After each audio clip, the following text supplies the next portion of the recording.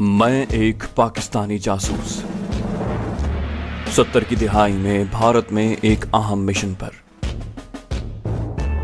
भारत की tank regiments की मालूमात के लिए अहमदनगर पहुंच चुका हूं। पूरी कहानी सुनने के लिए चैनल को सब्सक्राइब कीजिए और वीडियो को लाइक कीजिए और कमेंट करके बताइए कि आपको हमारी कहानी कैसी लगी। तो आइए कहानी की तरफ चलते हैं।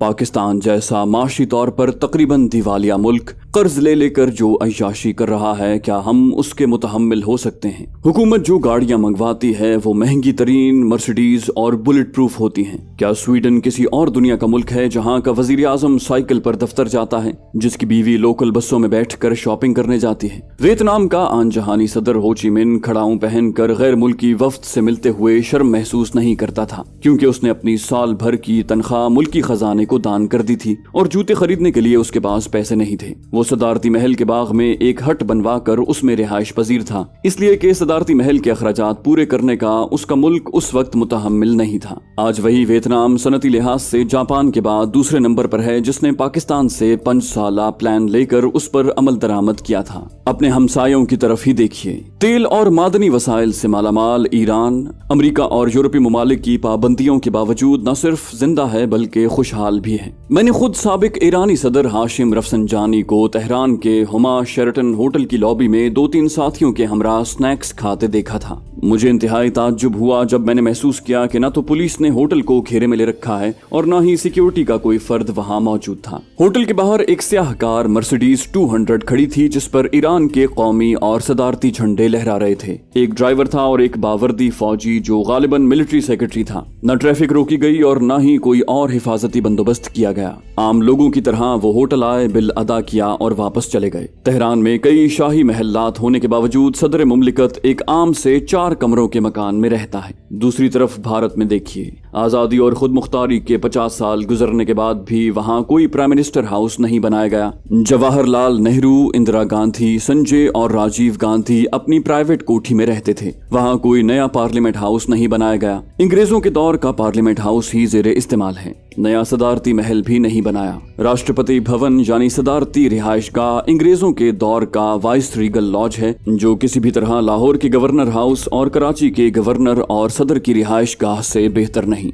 वहाँ सदर हो या वजीर आजम, गैर मुल्की सरबराह हो या कोई VVIP, सब भारत की बनी हुई मारुति या हिंदुस्तान नाम की गाड़ी में सफर करते हैं। वहाँ सरकारी ट्रैफिक गुजरते वक्त अवामी ट्रैफिक नहीं रोकी जाती। एक सवाल जिसका जवाब सिर्फ आपका दिल और जमीर ही दे सकता है। आजादी के इतने बरसों बाद हमने क्या खोया और क्या पाया, और भारत ने क्या खोया और क्या पाया? पाकिस्तान का हर इंसान गैर ममालिक का लाखों रुपए का मकरूज है, जबकि 1 अरब से ज्यादा आबादी वाले हमारे हमसाए मुल्क भारत के अफराद के जिम्मे कितना कर्ज है? खुदारा अपने गिरबान में झांकिए, जवाब आपको खुद ब खुद मिल जाएगा।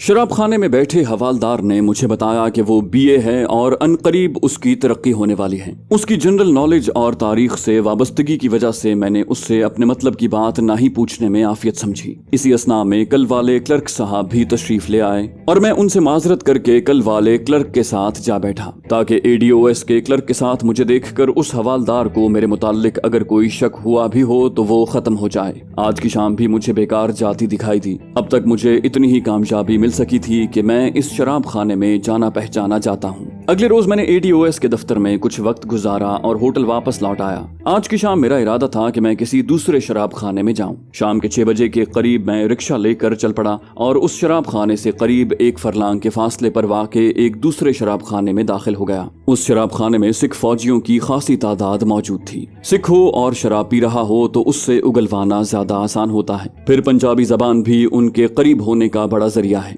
यहाँ सस्ती किस्म की शराब मुहैया थी। मैंने उसी की बोतल मंगवा ली। कोई मेज खाली न थी, लिहाजा एक टेबल पर जहाँ 4 सिख बैठे पी रहे थे, मैंने खाली कुर्सी की तरफ इशारा करते हुए पंजाबी में पूछा, अगर इजाजत हो तो बैठ जाऊं? 2-3 सिख बैक वक्त बोले, जम जम बैठो जी, और मैं चंद मिनटों में ही उनके साथ घुल मिल गया। पंजाबी जबान ने हमें बहुत जल्द बेतकल्लुफ कर दिया था। मैंने मजीद शराब मंगवानी चाही तो उन्होंने रोक दिया और कहा कि आप हमारे मेहमान हैं, लेकिन मैंने बसद इसरार 2 बोतलों का ऑर्डर दे दिया। मैंने मुख्तसरन उन्हें बताया कि मैं बम्बई से किसी काम के लिए यहाँ आया हूँ। साथ ही उन्हें ये भी बता दिया कि मैं पंजाब की चोपड़ा फैमिली से हूँ और मेरी मादरी जबान पंजाबी है और हम लुधियाना के रहने वाले हैं। दर हकीकत मेरा ननियाल भी तकसीम हिंद से कबल लुधियाना में ही रहता था और मैंने लुधियाना के महल्लों और सड़कों के नाम याद कर रखे थे। मैंने उन्हें कहा कि बम्बई में तो सब बम्बई की मखसूस हिंदी ही बोलते हैं, चाहे वो पंजाबी ही क्यों ना हो। आप यहाँ ठेठ पंजाबी में बात कर रहे थे और मुझे अपने हम जबानों से मिलकर बड़ी खुशी हुई। बस जी, फिर क्या था,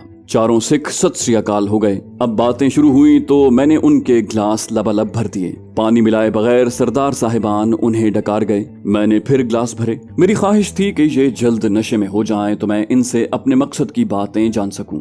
जब उन्हें खांसी चढ़ गई तो मैंने कहा कि आप यहाँ कितने अरसे की ट्रेनिंग के लिए आए हैं। उनमें से 2 की वर्दियों के निशानों से मालूम हुआ कि वो दोनों एक ही रेजिमेंट से और बाकी 2 मुख्तलिफ रेजिमेंटों से थे। एक ही रेजिमेंट के 2 सिखों ने कहा कि वो 3 माह की ट्रेनिंग के लिए आए हैं और सिर्फ 25 दिन के बाद उनकी ट्रेनिंग मुकम्मल हो जाएगी। मैंने अनजान बनते हुए पूछा, क्या सिर्फ 3 माह में टैंक चलाने की ट्रेनिंग मुकम्मल हो जाती है? उन्होंने कहा, नहीं जी, नए रंग रूट के लिए तो ट्रेनिंग बहुत वक्त लेती है। हम तो नए टैंकों की ट्रेनिंग हासिल करने आए हैं। मैंने अनजान बनते हुए पूछा, नए टैंकों से आपकी क्या मुराद है? मेरी मालूमात के मुताबिक तो हमारे पास रूसी टैंक हैं। एक सरदार नशे में झूमते हुए कहने लगा, बाबूजी, जैसे मोटरों के मॉडल हर साल बदलते हैं लेकिन नाम वही रहता है, इसी तरह साल 2 साल बाद नए मॉडल के टैंक बन जाते हैं। मैंने कहा कि हमारे पास तो रूसी टी सीरीज टैंक हैं। वो कहने लगा, बेशक हमारे पास टी सीरीज के ही टैंक हैं, लेकिन अब नए टी सीरीज के टैंक आए हैं। शराब के नशे में उसने टी सीरीज के नए टैंकों के नंबर भी बता दिए। मैंने फौरन ही ये नंबर जहन में महफूज कर लिए और गुफ्तगू जारी रखते हुए पूछा कि आप क्या ट्रेनिंग खत्म करके अपने रेजिमेंटल सेंटर में जाएंगे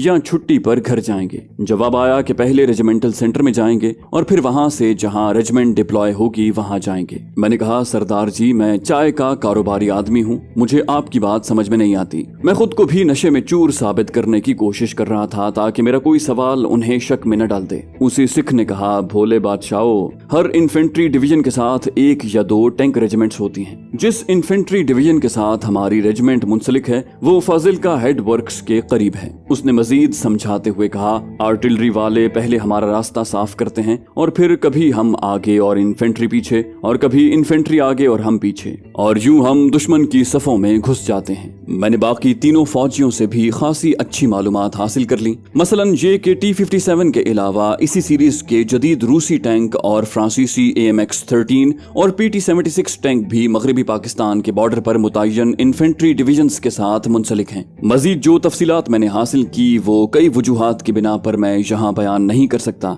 बहरहाल बहुत कारामद मालूमात हासिल हुई। मैंने उनके खाने का ऑर्डर दिया और रात 11:30 बजे हम अगले रोज फिर मिलने का वादा करके अपनी अपनी राह चल दिए।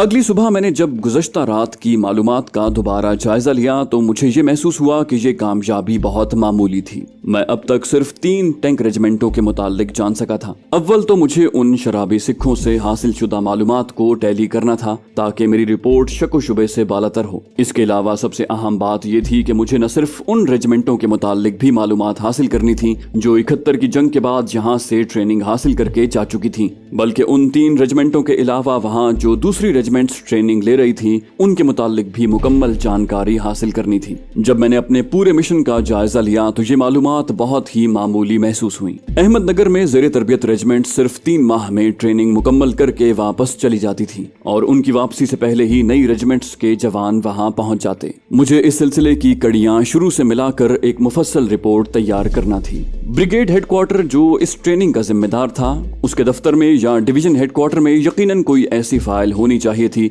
जिससे मुझे तमाम मालूमात हासिल हो सकती थी। अहमदनगर एक तरह से ट्रांजिट कैंप की तरह था और वहां आने वालों की फाइल या मालूमात मुझे अव्वल दोनों हेडक्वार्टर के दफातर से, दोएम कैंप कमांडेंट के दफ्तर से और सोएम लंगर से मिलने की उम्मीद थी। मैंने इन तीनों जराए में से कैंप कमांडेंट के दफ्तर का इंतखाब किया क्योंकि डिवीजन और ब्रिगेड हेडक्वार्टर में बीसियों दीगर काम भी होते हैं। जबकि कैंप कमांडेंट वहां आने वालों की सिर्फ आमद, रिहाइश, खुराक और वापसी का जिम्मेदार होता है। मेरे तज्जिये के मुताबिक मुझे उस दफ्तर से मालूमात से भरी एक फाइल मिलने की उम्मीद थी। कैंप कमांडेंट के दफ्तर तक रसाई के लिए मैंने ADOS के क्लर्क का इंतखाब किया। जब एक बार फैसला कर लिया तो फौरन ही तैयार होकर ADOS के दफ्तर की तरफ रवाना हो गया। सिक्योरिटी और चेकिंग के मरहले से गुजरकर मैं उस क्लर्क बादशाह के पास जा पहुंचा। गुज़श्ता रात न मिलने का उज़्र ये किया कि तबीयत नासाज थी। ADOS के दफ्तर में चूंकि मकामी ठेकेदार टेंडर देने, सप्लाई और रकम की वसूली के लिए अक्सर आते रहते हैं और क्लर्क साहिबान से दूसरे टेंडर देने वालों के मुतालिक भी मालूमात हासिल करते हैं, इसलिए ये दफ्तर गैर फौजी अफराद से भरा रहता है। मुझ पर भी कोई शक नहीं कर सकता था क्योंकि मैं भी ज़ाहिरन चाय की फरोख्त के लिए वहाँ आया था। लिहाजा मुतल्लिका क्लर्क से दफ्तरी औकात में मिलने और राब्ता बढ़ाने में मुझे कोई खतरा महसूस न हुआ। मैं उसके पास जाकर बैठ गया और इधर उधर की बातें करने लगा। मैं मौके की तलाश में था और जल्द ही मुझे वो मौका मिल गया। खाने के वक्फे में वो मुझे कैंटीन में ले गया और हम एक अलग थलग टेबल पर बैठ गए। मैंने उसे कहा, मैं तुमसे अलहदगी में बात करना चाहता हूँ। मैं यहाँ अपनी चाय बेचने आया हूँ और हरगिज मायूस वापस नहीं जाना चाहता। तुमने इससे पहली मुलाकात में कहा था कि बगैर रवाबित बढ़ाए और अफसरान को खुश किए काम नहीं हो सकता। मुझे खुलकर बताओ कि यहाँ किन किन को खुश करना पड़ेगा। वो कहने लगा, आप ये तो जानते ही होंगे कि जहाँ एक ही चीज की सप्लाई करने वाले कई हों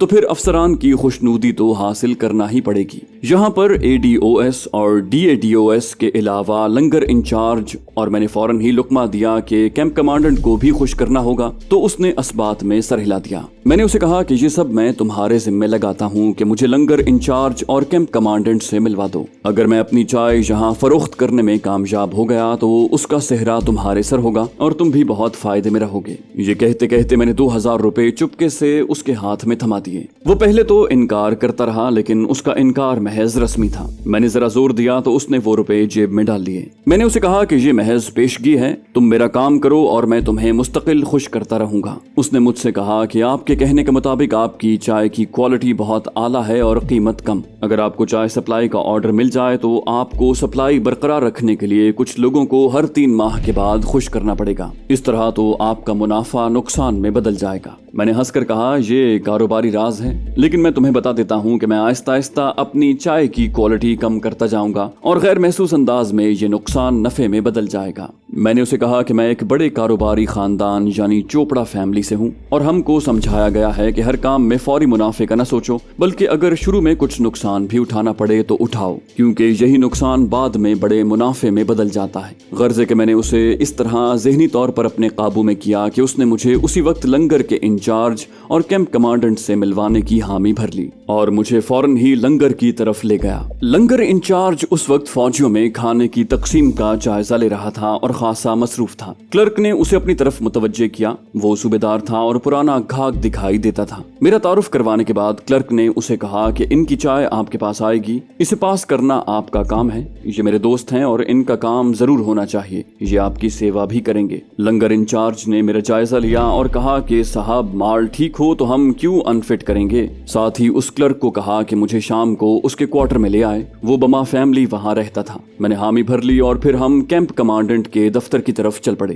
कैंप कमांडेंट का दफ्तर क्वार्टर गार्ड से मुंसलिक था। कमांडेंट एक फुल कर्नल था और उस वक्त खाने के वक्फे में मेस गया हुआ था। उसके दफ्तर के तकरीबन सारे क्लर्क मेरे हमराही क्लर्क के खासे जानने वाले थे। उनकी बेतकल्लुफी देखकर मुझे एहसास हुआ कि अंदर ही अंदर ADOS के दफ्तर से लेकर लंगर और कैंप कमांडेंट में एक जंजीर बनी हुई है और सब मिल बांट कर खाते हैं। कैंप में ट्रेनिंग के लिए फौजी जवान सिर्फ 3 माह के लिए आते थे। इस दौरान उनकी खुराक, साबुन और तमाम वो अशिया जो उनको फ्री मुहैया की जाती, उनकी क्वालिटी में हेर फेर करके और ठेकेदारों से मिली भगत करके ज्यादा कीमत के टेंडर मंजूर किए जाते। इसीलिए इन तीनों के दफातर के क्लर्क आपस में खासे बेतकल्लुफ थे। तमाम हालात का मुकम्मल जायजा लेने के बाद मैं ADOS के क्लर्क के हमरा वापस लौट आया। शाम को मुझे लंगर इंचार्ज के घर जाना था। ADOS के क्लर्क का नाम श्याम था। श्याम ने वापस आते हुए मुझे कहा कि लंगर इंचार्ज को खुश करने के लिए मुनासिब रकम हमरा ले आऊं। शाम 6 बजे के करीब मैं होटल से फिर छावनी की तरफ रवाना हो गया। श्याम मुकर्रर जगह पर मेरा मुंतजिर था। हम दोनों लंगर इंचार्ज के घर 7 बजे पहुंच गए। लंगर इंचार्ज फैमिली क्वार्टर्स में रहता था। उसने हमें एक कमरे में बिठाया।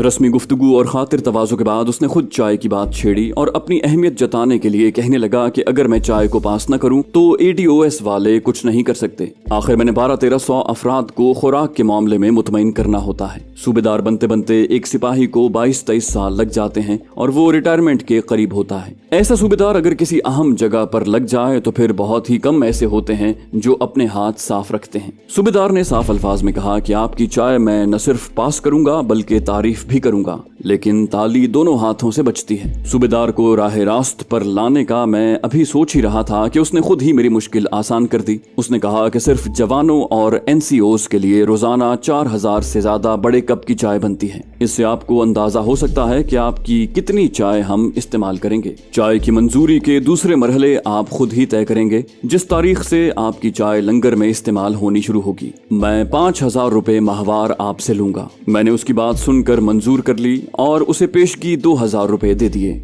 थोड़ी देर के बाद हम उसके घर से वापस लौट आए। तो दोस्तों, ये थी हमारी आज की एपिसोड। उम्मीद करते हैं आपको हमारी कहानी पसंद आई होगी। जाने से पहले इस वीडियो को लाइक कीजिए और शेयर करना मत भूलिए। कमेंट करके हमें बताइए कि आपको हमारी वीडियो कैसी लगी। और अगर अभी तक आपने इस चैनल को सब्सक्राइब नहीं किया तो इसे सब्सक्राइब कीजिए और बेल आइकन दबाकर ऑल नोटिफिकेशंस ऑन कर लीजिए।